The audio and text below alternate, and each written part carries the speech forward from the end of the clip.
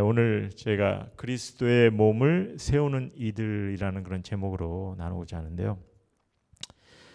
성도님들과 함께 나눌 오늘 본문 말씀은요, 유난히 좀 한 구절 한 구절 저희가 좀 의미를 깊게 살펴볼 그럴 필요가 있는 그런 말씀들입니다.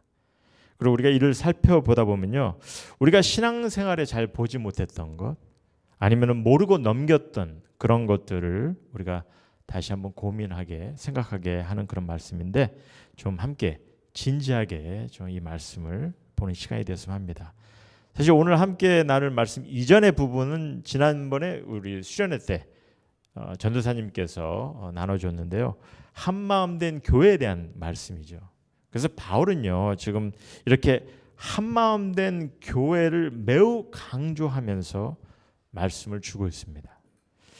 그리고 이제 오늘 본문의 말씀에 본문의 말씀을 전해 주시는데요. 오늘 말씀의 제목이 그리스도의 몸을 세우는 이들입니다. 그래서 이 말씀의 제목에 초점을 두고서 그냥 11절부터 16절까지의 말씀을 좀 살펴보고자 합니다.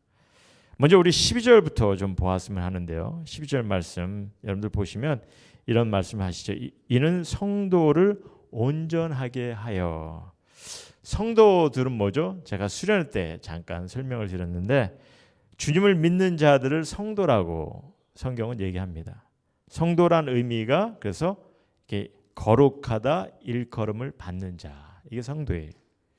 새 사람 된 자, 제가 새 사람 된 자, 또 빛의 자녀, 이런 말씀을 지난주에 얘기했는데, 사실 어떻게 보면 다 같은 맥락에서 우리에게 주시는 말씀이죠. 그럼 누구 때문에 우리가 성도가 되었다 하였습니까? 내가 잘나서, 내가 스스로 거룩해져서, 신앙인의 온전함을 내가 가져서? 아니죠. 그건 아닙니다. 그렇기 때문에 사실 오늘 말씀도 성도들을 온전하게 하여 그렇게 얘기를 하죠. 아직 우리는 온전하진 못해요. 하지만 우리가 성도라고 부름을 받는다는 것은 주님께서 우리의 죄 씻음을 허락하셨기 때문에, 주님이 보시기에 죄 씻음 받은 자요, 성도, 거룩함을 입은 자라, 이렇게 우리에게 말씀해 주고 계시는 거죠. 그래서 우리는 사실 우리가 이 신앙생활 할 때 좀 신경을 써야 되는 것이 무엇이냐면요, 우리가 거룩함을 받았으니까 좀 이제는 거룩한 자답게 살아가야 되는 것이, 그것이 우리들의 모습이 되어야 됩니다. 그래서 이런 말도 하는 거죠. 계속해서 보면은 우리를 온전하게 하여 봉사일을 하게 하며 그리스도의 몸을 세우려 하심이라. 우리가 다 하나님의 아들을 믿는 것과 아는 일에 하나가 되어 온전한 사람을 이루어 그리스도의 장성한 분량이 충만한 데까지 이르리니, 이런 얘기를 하죠. 그러니까 성도로서 우리가 살아야 될 모습을 설명하고 있는 겁니다. 정말 놀라운 말씀을 주시는데요. 그래서 좀 생각을 우리가 좀 깊게 해볼 필요가 있는 말씀입니다. 하지만 이를 보기 전에 우리 14절 말씀을 좀 먼저 보려고 합니다. 왜냐하면 이 14절은요, 요즘 신앙인들에게 더없이 필요한 말씀 같아요. 14절 말씀. 이 14절에 이렇게 말씀하십니다. 이는 우리가 이제부터 어린아이가 되지 아니하여 사람의 속임수와 간사한 유혹에 빠져 온갖 교훈의 풍조에 밀려 요동하지 않게 하려 함이라, 이렇게 말씀하시죠. 성도답게 살아야 될 것을 지금 가르쳐 주시는데, 그러기 위해서는 무엇보다도 먼저 우리가 이렇게 온갖 이런 사람의 속임수와 간사한 유혹에 빠져 온갖 교훈의 풍조에 밀려 요동하지 말라, 이렇게 얘기하죠. 우리 성도님들은요, 이 말씀에 대해서 어떻게 생각하십니까? 뭐 나와는 상관없는 거 아니냐? 왜냐하면 지금 어린아이에 대한 얘기를 하는 거죠. 어린아이 같은 그런 신앙을 얘기하는데, 사실 우리가 사실 초신자가 아닌 이상 성도님 모두는 사실 어린아이 같은 신앙을 갖지 말아야 되는 거죠. 제가 보기에는 어린아이 같은 신앙을 우리 모두가 좀 갖지 말아야 됩니다. 그럼 어린아이와 같은 신앙은 어떤 모습인지 아십니까? 지금 말씀 그대로 보면 어린아이 같은 신앙은요, 사람의 속임수와 간사한 유혹에 빠져 온갖 교훈의 풍조에 밀려 요동하는 자라는 거죠. 그럼 실질적으로 이게 어떤 모습인지, 여러분들 여기서 사람의 속임수와 간사한 유혹이라고 해가지고 무슨 뭐 타락한 행위, 뭐 악행, 뭐 이런 것들로만 생각하지 마시기 바랍니다. 왜냐하면 성경은 분명 지금 사람의 속임수와 유혹에 빠져 온갖 교훈이라 이렇게 얘기하죠. 온갖 교훈의 풍조에 요동한다 이렇게 합니다. 근데 사실 우리가 교훈하면 어떤 겁니까? 교훈하면은 좋은 거로 생각하잖아요. 사람들이 듣기 좋은 얘기예요. 교훈은 어떻게 보면. 하지만 바울은요, 우리를 이렇게 속이게 하는, 잘못되게 유혹하는 그런 교훈이 있다는 거죠. 사람들이 듣기에는 좋은 것 같지만은 그러나 우리를 속일 수 있고 우리를 유혹에 빠뜨릴 수 있는 그런 교훈이 있다는 겁니다. 그래서 우리가 이를 바로 분별할 수 있는 지혜가 필요해요. 분별할 수 있는 그런 신앙인이 되기를 바라고 바울은 우리에게 부탁하는 거죠. 그럼 이렇게 사람의 속임수로 또는 간사한 유혹으로 빠져들게 하는 온갖 교훈은 어떤 것이겠는지 좀 생각을 해봐야 되죠. 어떤 교훈인지 이런 교훈은. 그래서 사실 이를 바로 알기 위해서 에베소 교회에 주어진 상황들 우리가 좀 생각을 해봐야 되는데, 근데 오늘은요 일단은 본문 말씀을 통해서 보면은 일단 그 다음 구절을 좀 생각하면서 이게 어떤 의미인지를 좀 봤으면 합니다. 어떤 교훈을 지금 바울이 얘기하고 있는지. 여러분들 15절에 이런 얘기하죠. 15절을 잠깐 보시면요. 오직 사랑 안에서 참된 것을 하여, 그러니까 참된 것을 한다는 것은 즉 진실된 마음을 나눈다는 겁니다. 그리고 범사의 모든 일에 그에게까지 잘할지라 그는 머리니 곧 그리스도라 이렇게 말씀하세요. 사실 이 말씀이 우리에게 주는 아주 귀한 가르침인데, 그렇다면은 사람의 속임수로 또한 간사한 유혹으로 빠져들게 하는 온갖 교훈은 어떤 것이겠느냐? 지금 15절에 부합하지 않은 그런 말씀이죠. 15절을 제가 좀 설명을 먼저 드릴게요. 우리가 지금 그리스도에게까지 잘할지라 하는 것은 어떤 의미겠습니까? 이게 무슨 말이냐면 우리가 성숙해야 되는데 성숙하는 모습이 그리스도를 닮아가는 것을 얘기합니다. 성숙해하는 것이 닮아가야 한다는 거예요. 근데 여기서 닮아가는 데 있어서 지금 뭐라고 하냐면 그는 즉 주님은 머리가 되시며 그리스도라 이렇게 얘기를 하세요. 그러면 우리가 주님을 닮아가면서 성숙하는 그 모습이 어떠한 상황에서 이루어져야 되냐면요. 지금 일단 그가 몸이 되어야 하니까 일단 그가 그가 머리라 하니까 우리는 그의 몸이 되어서 성숙해져야 되는 겁니다. 그리고 그가 그리스도니까 그가 우리의 주님이 되어서 우리는 성숙하게 돼야 되는 거예요. 근데 몸이 하면 뭐죠? 우리가 몸이라고 했을 때 뭐죠? 몸은 교회라 이렇게 얘기했죠. 그런지 우리가 주님의 교회 안에서 성숙해 가야 하는 겁니다. 주님의 교회 안에서 가족 공동체가 되어서, 그래서 사랑 안에서 진실된 마음을 나눈다는 것이 이게 이해가 되는 거예요. 지금 여기서 15절에 하는 말씀이 우리가 사랑 안에서 진실된 마음을 나눠야 되는 것을 강조하죠. 그러니까 궁극적으로 이런 말씀을 하는 거죠. 여러분이나 내가 주님을 닮아가면서 성숙해야 하는데 이것이 무엇보다도 주님의 가족 공동체 안에서 주님의 사랑을 배워 서로 진실되이 나눔으로 성숙해질 수 있음을 말씀해 주는 것입니다. 너무 가볍게 생각하지 마시기 바랍니다. 엄청 중요한 말씀이에요. 너무나 중요한 말씀이세요. 우리가 성숙에 대해서 얘기를 많이 하는데 신앙의 성숙, 신앙의 성장 과연 무엇인지 우리가 많이 놓치고 있는 부분입니다. 근데 지금 분명 바울은요. 신앙의 성숙을 위해서 일단 주님의 몸된 교회에서 서로 사랑과 서로 진실되이 나눔을 통해서 성숙해질 수 있음을 말하고 있는 거죠. 그럼 이에 반해서 그럼 사람의 속임수 또는 간사한 유혹으로 빠져들게 하는 온갖 교훈은 그럼 어떤 것이겠어요?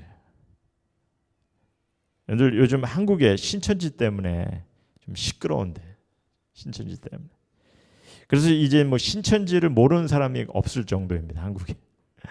그리고 그들의 실체가 지금 드러나는 그런 상황인데, 보면은 이게 사람의 속임수 그리고 또한 간사한 유혹으로 빠져들게 하는 온갖 교훈이 보통 이런 이단의 가르침과 유사한 모습이죠.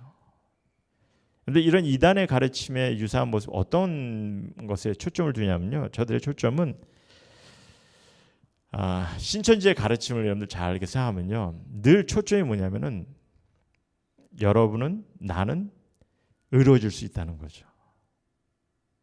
남들보다 잘하는 것 같이 보일 수 있다는 게 순종할 수 있다는 거죠. 성장하는 것 그런 모습을 보일 수 있다는 거 얘기합니다. 그래서 우리가 신앙생활에 남들보다 어떤 면에서 좀 두드러지게 드러날 수 있는 그런 모습들을 갖다가 초점을 두고 얘기를 하고 있어요. 그럼 무엇을 통해서 그들의 그 초점을 위해서 그들이 강조하는 것은 나의 종교적인 행위입니다. 열심을 통해서 겉으로 드러나는 어떤 그런 권위나 직분 같은 것을 통해서 그래서 거기는 12지파를 세우고 말입니다. 그리고 더러는요 내 스스로의 그 헌신과 노력을 통해서 많이 배우고 훈련하는 그런 모습을 통해서 물론 이런 것들이 필요하기도 합니다. 저들이 매년 이렇게 같은 날 함께 시험까지 볼 정도로 이렇게 공부를 열심히 하는 이들이라고 합니다. 그러니까 그런 이렇게 노력하고 공부하는 그런 모습을 통해서 저들은 남들과 달라 보일 수 있다는 것을 가리키죠. 근데 중요한 것은요. 지금 사랑을 나누는 것에는 관심이 별로 없어요. 자신의 의를 드러내는 것에만 초점이 되는 것이고 그래서 속임수가 되고 있는 것을 바울은 우리에게 설명하고 있는 거죠.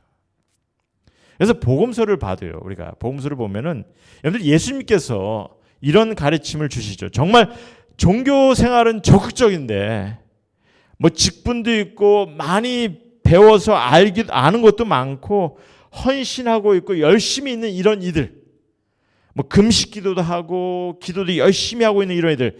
그런데 이런 이들 예수님께서 오히려 그들을 질책하는 것을 우리는 복음서에서 볼 수가 있어요.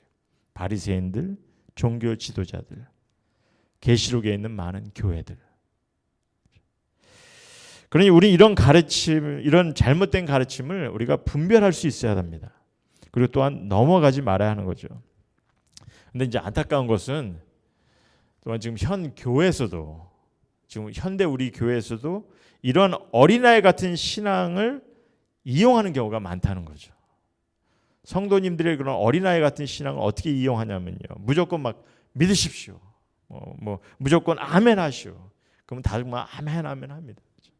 축복된 삶을 위해서 헌금이나 열심을 강조하고 그러한 삶을 통해서 뭔가 내가 남들과 달라 보이는 그런 것에 초점을 많이 두기도 하죠. 신천지의 가르침하고 이 별다른 게 없어요. 신천지의 가르침은요. 보면은 새 하늘과 새 땅에 이르기 위해서 열심히 순종하라는 겁니다. 그러면 이룰 수 있다는 거죠. 그 순종의 모습을 강조하죠. 하지만 바울은요. 고린도후서 13장 8절을 보면 잠깐 우리 파워포인트 좀 한번 돌립시다. 고린도후서 13장 8절을 보면요. 이런 얘기를 합니다. 우리는 진리를 거슬러 아무것도 할 수 없고 오직 진리를 위할 뿐이니. 진리라는 것은 하나님께서 주신 가르침이죠. 말씀이죠. 하나님께서 뜻을 주신 그 가르침입니다. 이를 거슬러서는 아무것도 할 수 없다는 거죠. 그래서 오늘 말씀에 좀 더욱 귀를 기울이시기를 부탁드리는 것이 오늘 말씀이 너무나 귀한 진리의 말씀을 우리에게 가르치세요. 특별히 교회에 대해서. 그럼 이제 11절부터 좀 보고자 하는데요. 이제 11절 제가 11절부터 오늘 16절까지 보자고 그랬는데 11절부터 시작을 합시다. 다시 11절 보시면 그가가 나옵니다. 그가. 그리고 이제 그가 그리스도라는 거 여러분들 다 아실 거예요. 그리스도. 근데 하지만 이제 7절서부터 8절까지는 이제 사실 그에 대해서 설명을 하는데 제가 잠깐만 그냥 간단하게 설명할게요. 그러니까 그 주님이 누구냐? 7절에서 8절까지는 뭐라고 얘기하냐면요. 주님은요. 그리스도의 뜻이 있는데 어떤 뜻을 가지고 계시냐? 주님은 우리 가운데 정말 충만함을 삶의 풍성함이 넘치기를 원하시는 분이시라는 거예요. 참 좋으신 분이라는 겁니다. 우리를 위해서 항상 충만함을 넘치기를 원하신 그것이 주님이시고 또 이를 위해서 귀한 놀라운 선물도 준비하셨다는 거예요. 그런 주님이시라는 거죠. 그런 주님이 뜻을 두신 것이 무엇이냐? 이제 교회의 모습을 설명합니다. 그래서 교회를 위해서 주님께서 이제 그가 11절 보겠습니다. 그가 그리스도께서 어떤 사람은 사도로, 어떤 사람은 선지자로, 어떤 사람은 복음 전환자로, 어떤 사람은 목사와 교사로 삼으셨으니 우리에게 충만함을 주시기 위해서 이러한 이들을 세우셨다는 거죠. 이거에 대한 설명은 제가 나중에 좀 하겠습니다만 일단 여기서 지금 우리에게 주어진 상황에서 그러니까 알아야 할 부분은 목사와 교사죠. 목사와 교사. 일단 목사와 교사라는 것은 목양하는 자와 가르치는 자입니다. 목자가 아니라 목자의 역할을 위해서 목양하는 자 그리고 가르치는 사역을 하는 자를 일컫습니다. 그래서 저나 우리 전사님 뭐 이런 분들이 이제 사역의 소명을 받고 일을 하는 이들입니다. 근데 오늘 말씀 보니까 이들에게 주어진 역할이 있더라는 거예요.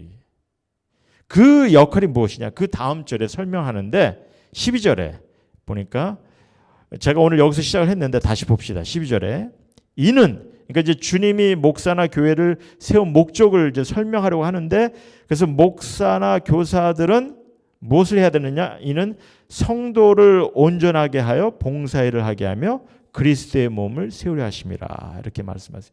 근데 사실 이 말씀이 개역 그 성경에서 개역 한글에서 혼동을 줄 수 있게끔 번역이 됐어요. 어떤 혼동이냐면요. 교회 목사나 교사들이 이 봉사일을 하고 그리스도의 몸을 세우는 것 이것을 모든 것을 다 감당하는 것처럼 이렇게 설명이 됐어요. 그러니까 그냥 목사나 선교사 다 해야 되는 거냐. 근데 사실 뭐라고 가르칩니까? 지금 여기서 보니까 모든 성도를 온전하게 하여서 봉사일을 섬기는 일을 하게 하고 누가 섬기는 일을 하게 합니까? 성도들이 할 수 있도록 하게 하라는 거죠. 그래서 함께 그리스도의 몸을 세우려 하심이라 이런 얘기를 합니다. 그래서 먼저 성도를 온전하게 하라 이게 이제 준비케 하다, 뭐 설치하다, 뭐 이런 의미인데 무슨 말이겠어요? 이게 뭐 성도를 온전케 한다는 게 무슨 뭐 직분을 얻도록 뭐 훈련 과정을 갖게 하는 그런 얘기입니까? 아니에요. 그런 얘기가 아닙니다. 성경 지식을 많이 알도록 도와주는 뭐 그래서 순종할 수 있도록 훈련시키는 거 이런 의미가 아니에요. 온전케 한다는 것은요. 여기서 보면은 그 다음 온전케 하라는 것이 무엇을 위해서 하라는 겁니까? 봉사일을 그러니까 섬김을 위해서 준비케 하라는 거죠. 섬김의 일을 감당할 수 있도록. 그럼 이것이 좀 근데 그럼 이게 좀 섬김의 일이 그럼 무엇인지 이게 좀 너무 또 추상적이죠. 섬긴다는 것이. 섬김의 일은 무엇인지 어떤 일인지 이제 구체적으로 좀 생각을 해봐야 되는 거죠. 그래서 좀 이렇게 이해를 하셨으면 합니다. 여러분들 우리 성도가 섬기는 일도 목적이 있어요. 그냥 섬김에 대해서 아무 뜻 없이 그냥 하는 것이 아니라 섬김에 대한 주님의 뜻이 있으세요. 이를 잘 이해하셔야 됩니다. 그래야 섬기는 일도 바로 설 수 있는 거고 바로 할 수 있는 거고. 그러니까 섬기는 일의 목적은 무엇이겠습니까? 여러분들 섬기는 일의 목적은 무엇이겠습니까? 뭐 명예를 얻고 뭐 직분을 얻기 위해서 사실 주님의 교회에서는 일단 주님의 교회에서는 어떤 직위를 나타내는 어떤 직분은 없어요. 성경에서 보면은 그러니까 섬김은 직분을 위한 것도 아닙니다. 섬기는 이의 목적은요. 우리가 말씀을 보면 답이 나오는데 뭡니까? 섬김의 일을 하게 하며 봉사일을 하게 해서 뭡니까? 그리스도의 몸을 세우려 함이라. 이게 섬김의 목적이라는 거죠. 그리스도의 몸을 함께 세우는 것. 그래서 오늘 이 시간에 좀 이 가르침에 좀 올인을 해보자는 겁니다. 그리스도의 몸을 세운다는 것이 그럼 뭐냐는 거죠. 그리스도의 몸을 세운다는 것. 왜냐하면 오늘 나머지 구절도 보면은 이 그리스도의 몸을 세우는 것에 대한 연관된 말씀이고 이 말씀을 설명하고 있어요. 그 다음 구절이. 그리고 우리가 그리스도의 몸을 세운다는 것이 무엇인지 바로 알아야 섬기는 일의 목적도 우리가 바로 볼 수 있다는 거죠. 그래서 좀 그리스도의 몸을 세운다는 것이 무엇인지 좀 집중해서 좀 살펴보자는 겁니다. 그럼 먼저 여러분들 그리스도의 몸 하면은 뭐죠? 그리스도의 몸은 교회죠, 교회. 그래서 그리스도의 몸을 세운다는 것은 교회를 세운다는 얘기입니다. 근데 하지만 이제 교회를 세운다는 것이 때로는 보면은 뭐 많이들 뭐 교회 건물 뭐 성전을 세우는 것으로 많이들 이렇게 잘못된 가르침을 받게 됐어요. 그래가지고 뭐 교인들이 성전 건축에 막 많은 에너지를 쏟아붓게 했는데, 그래서 그런 부담을 갖게 했는데, 물론 교회를 위해서 건물은 필요합니다. 가정에 집이 필요하듯이 교회에서도 건물은 필요하긴 하죠. 하지만 주님의 몸된 교회를 세운다는 것은 건물이 아님을 좀 기억하시기 바랍니다. 교회의 몸을 세운다는 것은 건물이 아니에요. 주님의 교회를 세운다는 것은. 일단 13절 말씀을 잠깐 봅시다. 13절 말씀 보니까 우리가 다 하나님의 아들을 믿는 것과 아는 일에 하나가 되어 온전한 사람을 이루어 그리스도의 장성한 분량이 충만한 데까지 이르리니, 이런 얘기를 합니다. 이 말은요, 자, 우리가 파워포인트 보시면 제가 적어놨는데 그리스도의 몸을 세울 때 경험할 수 있는 것을 좀 적고 있어요. 13절은요. 그리스도의 몸을 세울 때 경험할 수 있는 겁니다. 그래서 우리가 함께 그리스도의 몸을 세워가려고 하면 일단은 하나님의 아들을 믿는 것과 아는 일에 하나가 된다는 거죠. 무슨 얘기겠어요? 하나님의 아들을 믿는 것, 복음의 메시지죠. 이 복음의 메시지를 우리가 바로 보게 되는 것이고, 또한 하나님의 뜻을 바로 인식해 가는 거죠. 사실 이 부분이 기독교 신앙에서 너무 중요한 본질입니다. 왜냐하면 이 부분을 잘못 인식하다 보니까 이단이 나오고, 또한 잘못된 사람을 속이는 그런 교훈이 나오고 있는 거죠. 우리가 하나님의 아들을 믿는 것, 복음의 메시지를 바로 알고, 또 하나님을 아는 것, 하나님의 뜻을 인식할 수 있는 것, 이것이 너무나 중요하다는 거죠. 그래서 우리가 이 복음의 메시지를 바로 보고 하나님의 뜻을 바로 인식해 가는 것에 하나가 될 때, 그때 그리스도의 몸을 바로 세우게 되는 것이고, 또한 반대로 얘기한다면은 우리가 함께 그리스도의 몸을 바로 세워 나갈 때 우리 믿음과 하나님의 선한 뜻을 바로 간직하는 그런 공동체가 되는 거죠. 그리고 이런 결과는 또한 여러분이나 저를 계속 보시면은, 그래서 우리가 하나님의 아들을 믿고 하나님을 아는 것에 하나가 되면서 온전한 사람을 이루게 한다 하죠. 여기서 온전한 사람은 아까 온전한 사람하고 좀 다른 의미인데, 여기는 온전한 사람은요, 완성된, 즉 성숙한 사람을 얘기합니다. 한마디로 신앙의 성수를 얻게 된다는 거예요. 그것도 신앙의 성수가 없는 것도 그리스도의 장성한 분량이 충만한 데까지. 이 말은 뭐냐면 그리스도의 충만함이 최상의 상태까지를 말하고 있어요. 그래서 제가 이걸 좀 간추려서 설명할게요. 이런 말입니다. 지금 주님이 소명을 갖게 하는 목사나 교사, 사역자를 세우셨습니다. 왜? 그래서 그들이 교회 성도들을 바로 설 수 있도록 돕는 거죠. 성도들을. 그래서 이 성도들이 함께 섬기는 일을 하게 하다 보니까 함께 이러한 모습을 통해서 그리스도의 몸, 즉 주님의 교회를 세워갈 수 있는 그런 모습이 된다는 거죠. 이를 위해서 주님께서 일을 진행하고 계신 겁니다. 그리고 이를 이루어 나갈 때 우리는 참 믿음과 하나님의 뜻을 바로 인식함을 우리가 경험하게 되는 것이고, 그 가운데 함께 성숙해가는, 주님을 닮아가는, 자라는, 성숙해가는 그런 모습을 경험하는 것이고, 주님이 이를 우리 가운데 충만케 하심을 또한 경험함을 얘기합니다. 그리고 이제 15절 말씀을 계속 보면요, 우리가 함께 그리스도의 몸을 세우는 그 자체를 이제 이렇게 말하는데, 조금 이제 13절 말씀이 일단 그리스도의 몸을 세울 때 경험할 수 있는 겁니다.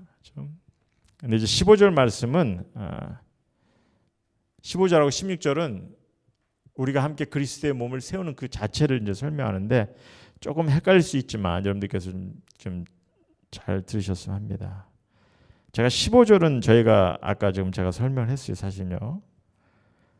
오직 사랑 안에서 참된 것을 하여 범사에 그에까지 자랄지라. 그는 머리니 그리스도라. 자, 13절에 설명한 것이 우리가 그리스도의 몸을 세우려 했을 때 경험하는 것들을 제가 얘기를 했습니다. 그래서 그렇게 그리스도의 몸을 세우다 보면은 그 자체 우리가 어떤 모습으로 되어지냐면은 사랑 안에서 참된 것을 하여 범사에 그에까지 자랄지라 이렇게 얘기를 하죠. 그래서 제가 설명한 건데 다시 한번 정리하면요. 우리가 함께 그리스도의 몸을 세우기 위해서 무엇보다도 우리가 주님을 닮아가며 성숙해야 하는데 이는 무엇보다도 주님의 가독 공동체 안에서 주님의 사랑을 배워 진실되이 나눔으로 성숙해질 수 있음을 말씀해 주는 것이라 얘기했습니다. 좀 어렵지만 일단은 이 부분은 좀 넘기겠습니다. 그리고 이제 16절만 마지막 보고 제가 설명하겠는데요. 사실 16절이 제일 중요한 말씀이에요. 그래서 16절을 좀 보고 말씀을 정리하겠습니다. 자, 16절은 제가 그냥 아예 파워포인트에다 올려놨습니다. 자, 우리 파워포인트 보면서 제가 좀 간단하게 좀 설명할게요. 지금 일단은 읽어보시면은 그에게서 온 몸이 그에게서 이제 그리스도에게서인데 온 몸이 각 마디를 통하여 도움을 받음으로 연결되고 결합되어 각 지체의 분량대로 역사하여 그 몸을 자라게 하며 사랑 안에서 스스로 세우느니라. 좀 바울이 참 말을 굉장히 어렵게 얘기를 합니다. 근데 너무나 중요한 말씀을 지금 아주 컴팩해서 적고 있어요. 하나하나. 이게 이제 어떻게 해서인지 한글로 좀 이렇게 잘 번역을 하려고 했는데 그래도 어려워요. 그러니까 일단 지금 본 것들 뭐 다 기억 못 하시겠지만 일단은 이 16절만 좀 집중해서 좀 보시기 바랍니다. 자, 그럼 이 말씀이 지금 우리가 함께 그리스도의 몸을 세우는 것에 대해서 가르침을 나누고 있는데 어떤 결론을 우리에게 주고 있는지 좀 살펴보면요. 일단 이 구절의 주체가 그리스도입니다. 그리스도. 그렇죠? 그리고 그 안에서 이루어지는 것을 지금 말씀하고 있는 거예요. 그래서 말씀을 보시면은 그리스도에게서 그의 몸, 온몸이 뭡니까? 교회죠. 교회가 즉 주님의 가족 공동체가 각 마디를 통하여 각 마디는 뭐겠습니까? 각 마디는 여러분이나 나 성도죠. 그렇죠? 몸 안에 속한 성도예요. 그래서 몸에 속한 성도들이 도움을 서로 주고 받음으로 그 다음에 연결되고 결합이 되어 있다. 여기까지 먼저 보겠습니다. 여기서 이 연결되고 결합이 되어 있다는 것은요. 여기서 그냥 이 연결되고 결합이 되었다는 것이 그냥 아주 가벼운 관계가 아니에요. 연결되고 결합이 되었다는 것은 정말 가까운 관계, 밀접한 관계를 세우는 것을 말하고 있어요. 그냥 한 시간 예배 보고 그냥 헤어지는 그런 관계가 아닙니다. 서로 누구인지도 모르고 헤어지는 그런 관계도 아니라는 거죠. 그냥 교회 오고 싶으면 오고 오기 싫으면 이런 관계도 아니라는 거죠. 제가 아는 제 친구가 한국에 거주하러 나갔는데 처음에 교회를 잘 찾지 못해가지고 그냥 어떻게 큰 교회를 가게 됐습니다.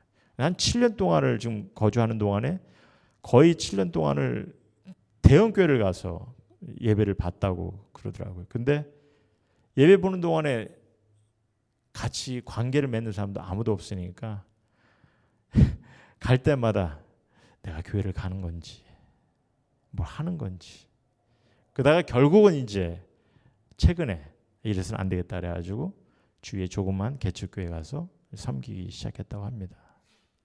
이 관계를 맺는 것이 너무나 중요한데 지금 바울은요 거기에 대해서 지금 엄청 지금 우리가 이 말 자체가 연결되고 결합된다는 것이 아주 밀접한 그런 관계를 설명하고 있어요. 근데 우리 인간은요 때로는 보면은 이 일방적인 관계를 가지고 진짜 관계로 착각할 때가 참 많이 있더라고요 보니까. 일방적인 관계라는 것이 그래서 이게 일방적인 관계인데도 진짜 관계로 착각하고 감정에 빠지고 울고 웃고 심지어 물질적인 에너지 뭐 육적인 에너지 이런 걸 다 쏟아붓는 이런 애들이 너무 많아요. 특별히 요즘 미디어가 발달하다 보니까 이런 일들이 많이 생기는데 무슨 얘기냐면요 팬심입니다. 팬심. 아마 여러분들 다 아실 거예요. 그렇죠? 뭐 연예인이나 뭐 유명한 운동선수 뭐 가수, 정치인, 심지어 목사들까지도 한 특정한 사람에게 아주 그냥 보면 온갖 에너지를 다 퍼붓는 그런 경우가 많죠. 그런데 이게 전혀 연결이 되고 결합이 있는 것이 아니잖아요. 그냥 일방적인 그냥 관계잖아요. 그런데도 보면 주구장창 그냥 거기에 관심을 붓고 에너지를 쏟고 있다는 거죠. 물론 얻는 것도 있을 거예요. 감동도 받고, 그렇죠? 마음의 즐거움도 놀랍게 하는 것도 그 대단할 수 있죠. 그러다 보니까 사실 어떻게 보면은 큰 돈을 내서라도 그런 감동을 얻으려고 합니다. 뭐 거기까지 있을 수 있다고 봐요. 근데 주고받는 것이 사실 어떻게 보면은 이 나름대로 보면은 그 관계 자체가 일방적인 관계 때문에 서로 주고받는 관계가 거의 없잖아요. 전혀 연결이나 결합이 없는 이들입니다. 전혀 관계를 이루지 못하는 이들이. 근데 착각하는 거죠. 나는 관계를 맺고 있다고. 그래서 사실 이러한 극도한 어떤 집념을 성경은 뭐라고 얘기하죠? 우상 숭배라고 얘기하죠. 그럼 제가 왜 이런 말씀을 드리냐면요. 성경은 분명 우리에게 이게 관계다운 관계를 아주 가깝고 밀접한 관계를 맺어야 함을 가르치고 있다는 거죠. 정말 귀한 관계를 우리 가운데 맺는 것이 그것이 주님의 몸된 교회라는 겁니다. 그래서 계속 보시면은 계속 보시겠습니다. 제가 연결되고 결합이 되어까지만 얘기했는데 그래서 연결되고 결합이 되어서 각 지체 분량대로 역사하여 이 역사한다는 것이 무슨 말이냐면요. 역사한다는 것이 이게 일을 한다는 거거든요. 그러니까 각 지체의 분량대로 그러니까 각 성도에게 주어진 은사가 있어요. 각 우리 성도에게 주어진 어떤 삶의 기회가 있습니다. 그래서 이런 것을 함께 협력하는 거죠. 섬기라는 거죠. 함께 지지고 볶고하면서 좀 맛을 내라는 거예요. 같이 일을 하라는 거죠. 그래서 그 가운데 자라가라는 겁니다. 그래서 각 지체 분량대로 역사하여 그 몸을 자라게 하며.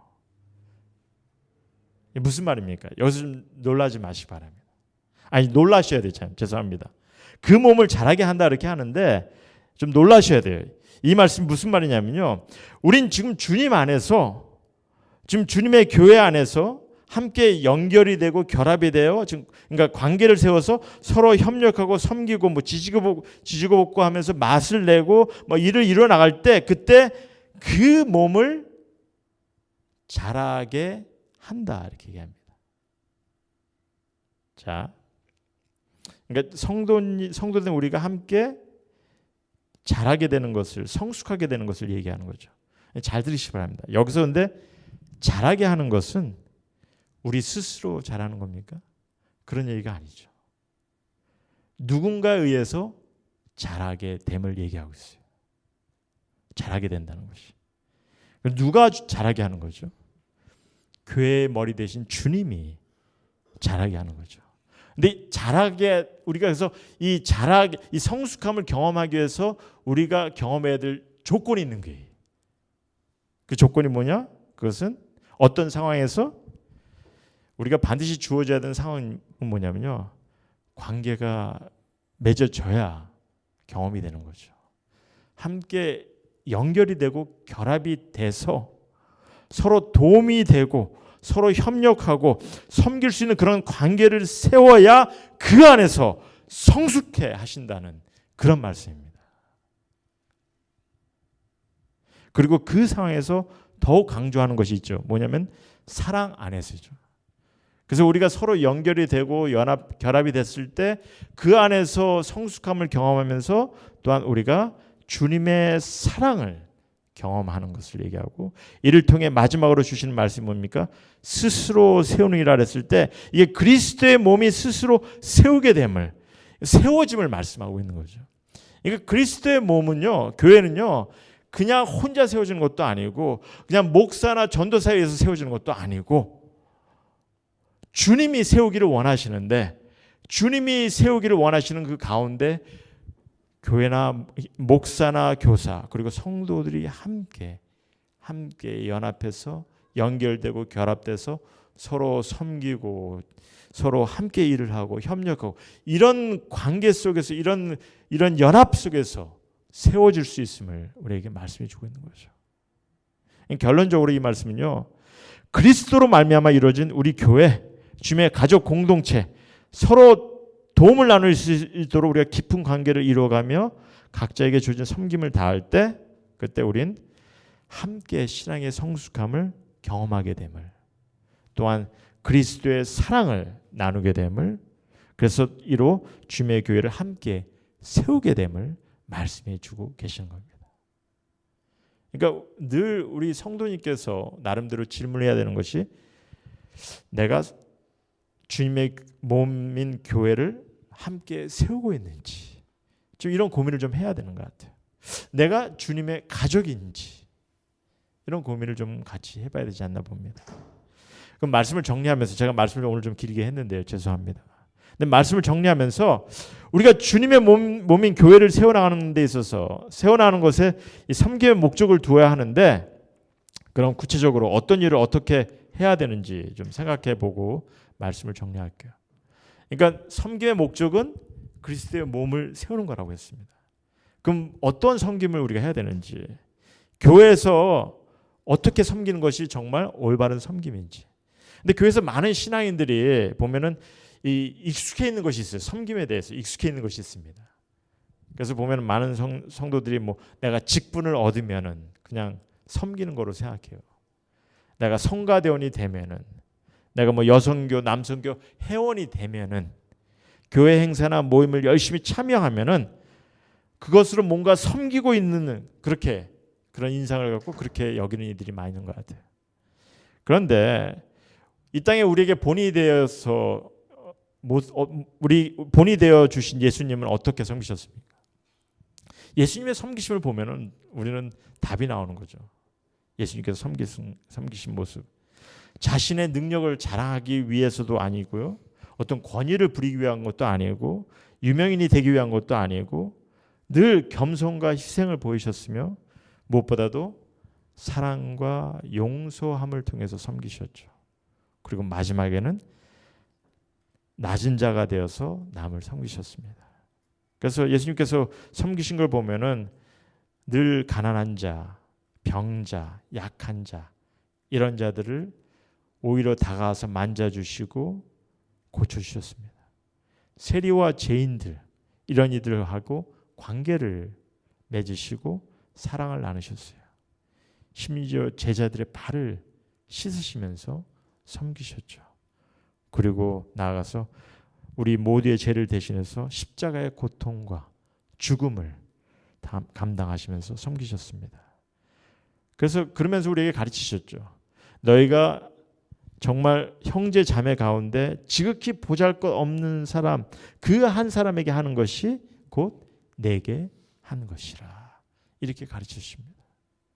그러니 주님의 몸된 교회를 세우기 위해서 우리가 섬기는 것은요, 일단 교회 안에서 섬기는 것은 일단 주님께 향한 섬김이 될 것이고요, 무엇보다도 서로를 향하는 섬김이죠. 누군가를 향한 섬김입니다. 누군가를 향한 섬김이 됨을 기억하시기 바랍니다. 그러니까 사실 힘들 수 있어요. 어려울 수 있어요. 그냥 직분만 갖는 것이 아니기 때문에, 그런 섬김이 아니기 때문에 누군가를 향해서 일을 해야 되는 거기 때문에 힘들 수 있고 어려울 수 있어요. 우리 교회에서는 좀 우리 자매님들이 굉장히 많이 매주 섬겨주시는 것이 너무나 감사하고 귀한 거죠. 이게 시간을 내야 하고 육적으로 헌신이 돼야 됩니다. 때로는 그 섬김이. 왜? 그냥 예물만 드리면 되는 그런 섬김이 아니잖아요. 그리고 때론 마음의 상처도 실망도 아픔도 경험할 수 있는 그런 섬김이죠. 왜? 관계를 이뤄가면서 섬겨야 되기 때문에. 이게 아무 관계도 없으면요, 아무 관계도 없는 섬기면은 아플 필요도 없어요. 내가 상처를 받을 필요도 없어요. 그런데 때로는 관계를 이루어가며 섬겨야 되기 때문에 그 가운데 인간과의 관계 속에서는 실망도 있고 아픔도 있는 거죠. 누군가를 향한 섬김입니다. 사랑을 해야 하기에 행해지는 섬김입니다. 주님의 몸된 교회를 위해 섬기는, 주님의 몸된 교회를 세우기 위한 섬김이라는 거죠. 그래서 늘 기억하시고 함께 우리 모두가 정말 주님의 몸된 교회를 좀 함께 세워나갈 수 있는 그런 우리 성도님 모두가 되기를 주님의 이름으로 소원합니다.